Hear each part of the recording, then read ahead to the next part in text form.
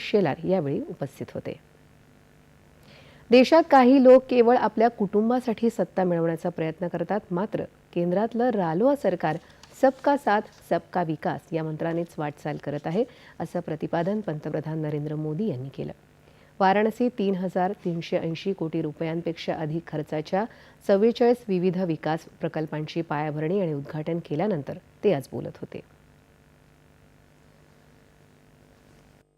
महात्मा फुले जी जैसे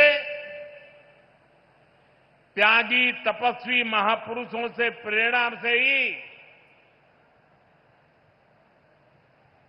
देश सेवा का हमारा मंत्र रहा है, सबका साथ सबका विकास।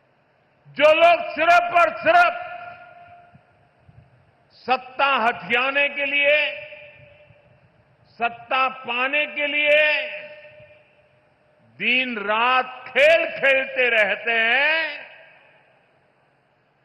उनका सिद्धांत है परिवार का साथ, परिवार का विकास।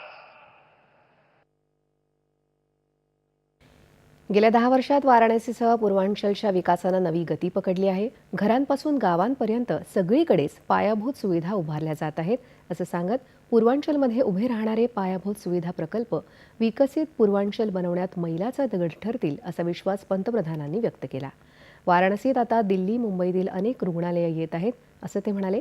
आज भारत विकास आणि वारसा दोन्हींना सोबत घेऊन पुढे जात आहे। काशी हे याचं सर्वोत्तम उदाहरण आहे, असं पंतप्रधान म्हणाले। काशीनं देखील वारसा जपत आधुनिकतेशी संगम साधला आहे आणि उज्ज्वल भविष्यासाठी पावलं उचलली आहेत, असं सांगत पूर्वांचलच्या आर्थिक नकाशावर काशी केंद्रस्थानी आली आहे, असं ते म्हणाले। यानंतर पंतप्रधानांनी मध्य प्रदेशात ईसागड इथल्या गुरुजी महाराज मंदिरात दर्शन घेऊन पूजा केली। तसंच आनंदपूर धाम इथल्या सार्वजनिक कार्यक्रमातही ते सहभागी झाले। राष्ट्रपती द्रौपदी मुर्मू यांनी आज स्लोवाकियाची राजधानी ब्रातिस्लावा इथं भारत